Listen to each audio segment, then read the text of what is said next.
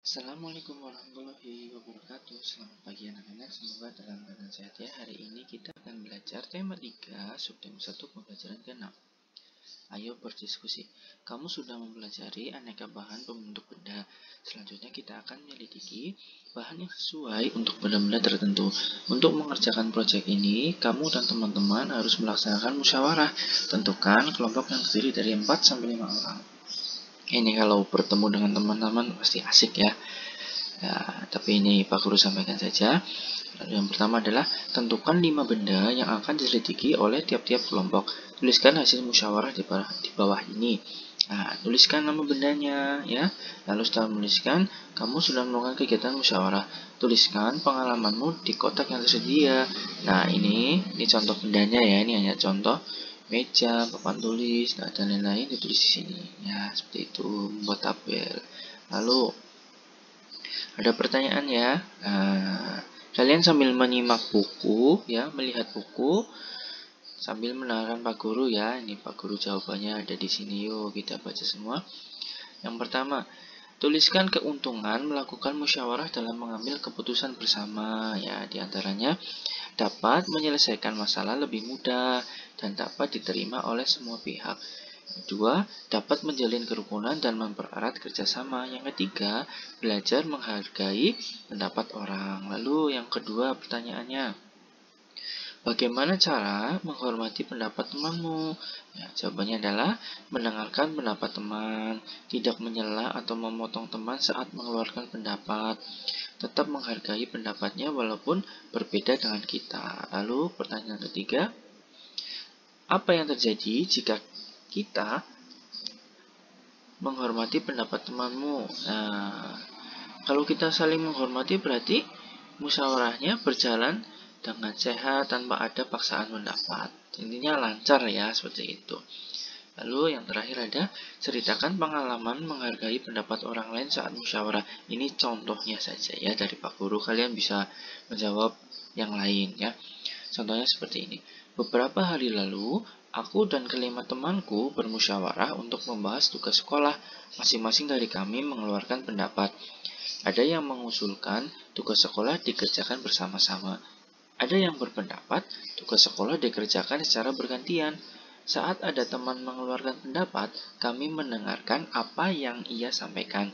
Saat pengambilan keputusan, kami sepakat untuk mengerjakan tugas sekolah secara bersama-sama. Nah, seperti itu.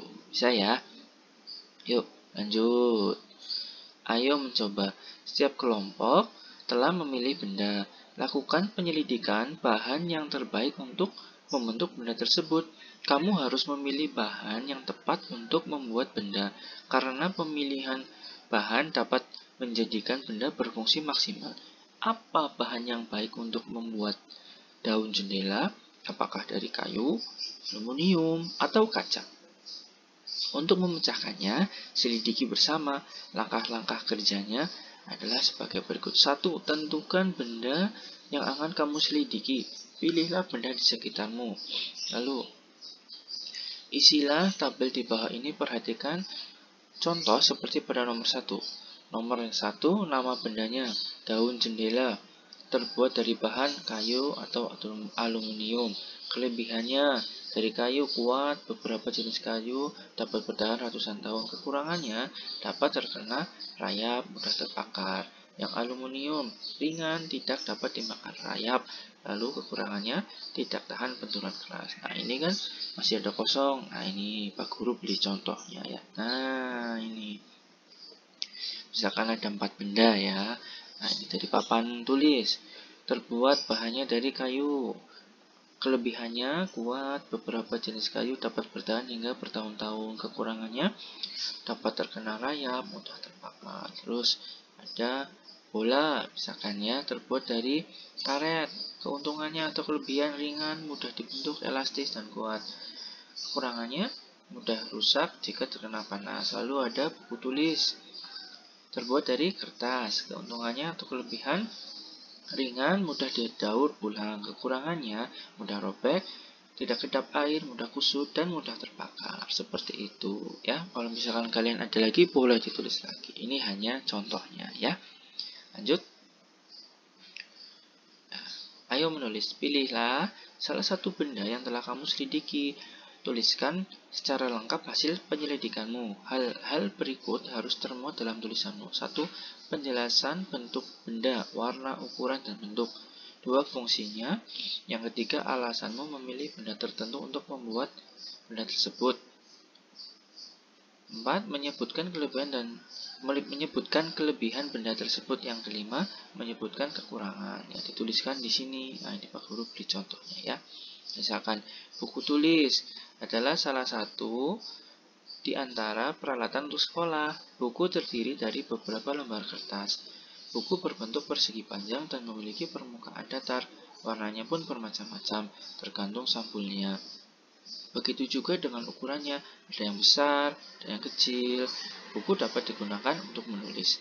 Buku terbuat dari kertas. Kertas banyak dipilih sebagai bahan pembuatan buku karena sifatnya ringan. Selain itu, buku juga mudah didaur ulang. Kekurangan yang dimiliki buku yang berbahan dasarnya kertas adalah mudah sobek. Kertas juga tidak kedap air, mudah kusut, dan mudah terbakar. Nah, seperti itu contohnya. Mungkin kalian bisa ganti bukan buku tulis atau yang lain juga bisa ya. Ini contohnya dari Pak Guru. Lanjut. Ya, ayo mencoba. Meteran gulung disebut juga meteran saku. Meteran gulung berfungsi untuk mengukur panjang benda yang lebih dari 1 meter. Meteran ini biasanya digunakan pekerja bangunan atau tukang kayu. Siti akan menata ulang kamar tidurnya. Sebelum menata, Siti mengukur benda-benda di kamarnya. Ukuran yang diperoleh Siti sebagai berikut. Nah, bantu Siti menemukan ukurannya. Yang A, 254 cm sama dengan titik meter ditambah titik-titik cm. Ada 5 ya. Nah, coba yuk kita langsung Pak Guru bantu jawab ya. Nah, yang pertama 254 cm berarti 200-nya dulu. 200 cm berarti 2 meter. 54 cm tulis 54 cm. Ya, berarti 254 cm sama dengan 2 meter ditambah 54 cm. Yang B, 390 cm. 300-nya dulu berarti 300 cm sama dengan 3 meter.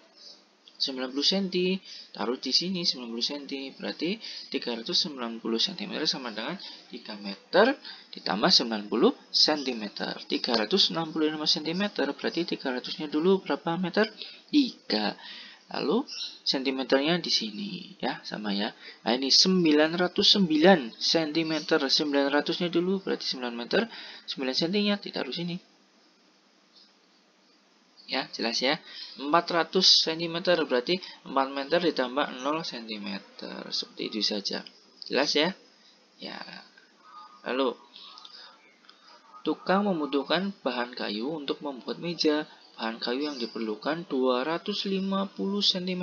Nah, pilihlah kayu yang sesuai dengan kebutuhan. Yang mana coba? 200 cm. Coba dari bawah dulu. 2 meter ditambah 5 cm. Kalau dijadikan senti berarti 2 meternya 200 ditambah 200 cm ditambah 5 cm berarti 205. Salah ya. Nah, coba yang ini. 200 cm ditambah 5 cm. Wah, kok sama ya? Ini 205 cm. Padahal yang dibutuhkan 250 cm. Coba yang atas. 2 meter ditambah 50 cm. 2 meter berarti berapa senti? 200 ditambah 50 cm. Berarti di jumlah berapa? Berapa senti? 250 cm. Ya, berarti yang dipilih yang mana? Yang bawah, tengah, atau atas? Yang atas, yang ini ya. Ya, pintar. Yuk. Lalu yang ketiga, kain yang dibutuhkan untuk membuat baju 2 meter. Pas ya, 2 meter pas. Pilihlah kain yang sesuai kebutuhan. Coba yang ini. 120 cm ditambah 180 cm. Wah. Betul apa tidak itu? Itu hasilnya 2 meter apa enggak itu? Coba. Kalau dijumlah berarti 300 cm. 300 cm berarti 3 meter. Salah. Yang ini. Oh, yang ini sudah ada 2 meter kok ditambah 200 cm. Nah, berarti terlalu banyak ini ya. Berarti 4 meter ya. Ini berarti 4 meter. Salah. Ya. Lalu yang ini 200 cm. Nah, 200 cm sama saja 2 meter. Berarti yang milihnya yang mana? Atas, tengah, bawah. Yang bawah. Nah, seperti itu. Jelas ya?